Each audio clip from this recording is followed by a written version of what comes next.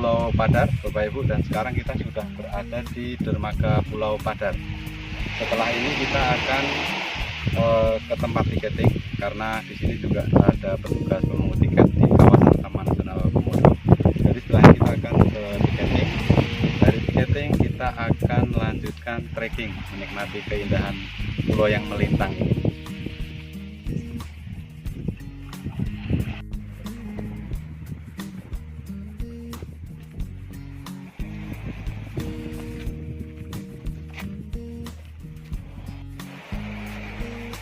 Dan ini adalah tempat pelayanan tiketing. Jadi setiap wisatawan yang kesini diwajibkan membeli tiket terlebih dahulu di dalam sini, dan nanti akan dilayani oleh petugas pemungut dari Taman Nasional Komodo.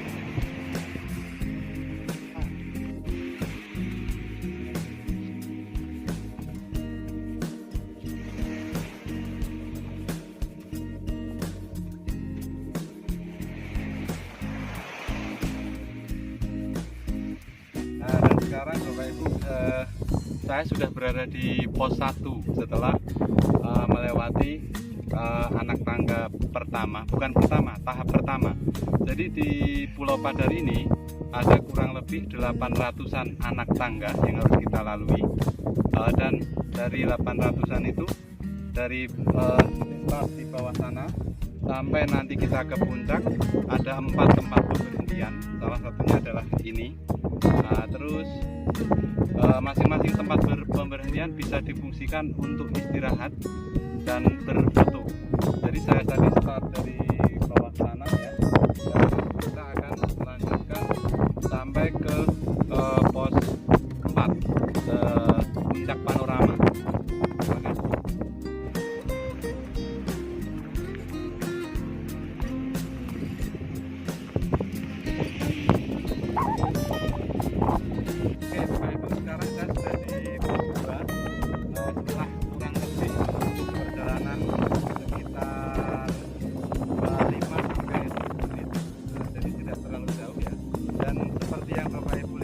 Pemandangan di sini juga sangat cantik. Seperti yang Bapak Ibu saksikan, ini adalah salah satu tempat istirahat para wisatawan yang ingin menikmati keindahan Pulau Padar. Oh ya, karena ini masih pandemi, saya juga membawa masker, namun saya tidak mengenakannya karena sekarang sedang sepi, tidak ada orang lain. Jadi saya tetap membawa masker sendiri ketika banyak kerumunan. Saya tetap akan menggunakan masker ini. Ingat, kita semua harus tetap waspada terhadap COVID-19.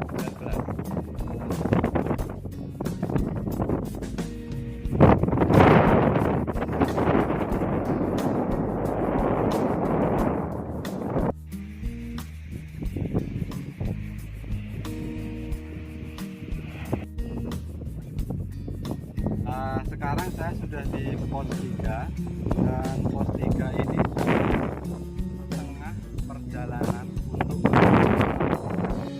dan di pos 3 ini juga 3 teluk yang sangat ikonik itu sudah mengintip, seperti yang terlihat di belakang sana. Itu yang besar adalah teluk hitam, sedikit adalah teluk yang pantainya pink. Dan yang teluk ketiga yang pasir putih juga sebelah kiri saya, keduanya sudah mulai mengintip.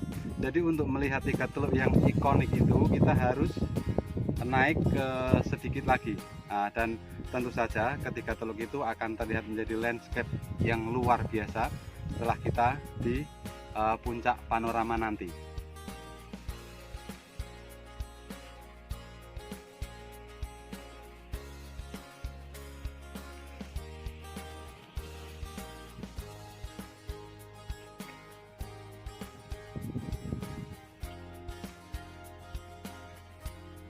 Sekarang kita sudah mendekati puncak, dan seperti bukit dan gunung-gunung yang lain, ketika kita mendekati puncak biasanya medannya akan sedikit terjal, sedikit curam, seperti yang kita lihat di sini.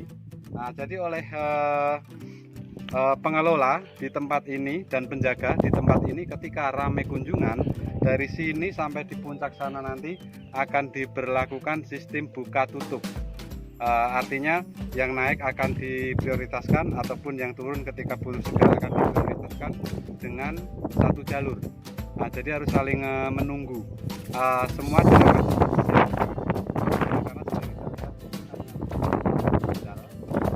dan di sini biasanya memang puncak kelelahan dari semua wisatawan yang trekking di pulau ini.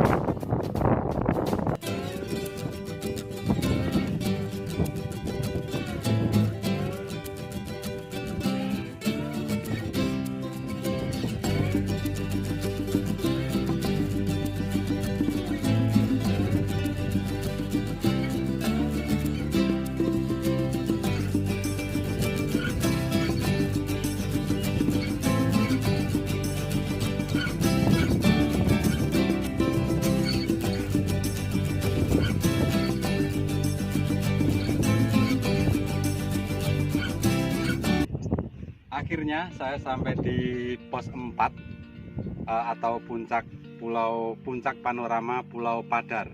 Dan Pulau Padar sendiri adalah pulau terbesar ketiga yang berada di dalam kawasan Taman Nasional Komodo.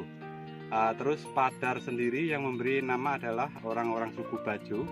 Sebenarnya mereka menamakan pulau ini Paadar. Dalam bahasa Bajo, Paadar itu artinya pulau yang melintang. Karena posisi pulau ini ketika suku Bajo melakukan pelayaran seperti menghalangi. Jadi ketika mereka dari dan ke Labuan Bajo, mereka harus mencari haluan untuk menghindari pulau ini. Dan tempat-tempat mereka mencari haluan itu rata-rata adalah selat-selat kecil yang arus air lautnya sangat deras. Jadi atas dasar-dasar itulah orang-orang Bajo menamakan atau menyebut pulau ini dengan sebutan Paadar atau pulau yang melintang. Nah, sekarang kita akan lihat landscape atau panorama pulau ini. Nah, ini adalah salah satu spot terbaik untuk mengambil atau mengabadikan kenangan untuk para wisatawan yang mengunjungi Pulau Padar. Untuk menikmati indahnya atau pemandangan terbaik di pulau ini, kita tidak perlu ke puncak tertingginya. Karena semakin tinggi kita nanti di sana, teluknya atau landscape-nya tidak akan sesempurna di sini. Terus pengelola dan penjaga pulau ini yang lebih diutamakan adalah himbauan atau upaya keselamatan dan kenyamanan bagi setiap wisatawan yang mengunjungi pulau ini. Salah satunya adalah seperti yang saya sebut di awal tadi, memberlakukan sistem buka tutup di jalur-jalur yang sempit dan terjal. Terus kemudian 1 tahun terakhir kami di sini mengkampanyekan untuk take in, take out sampah dari pengunjung atau wisatawan.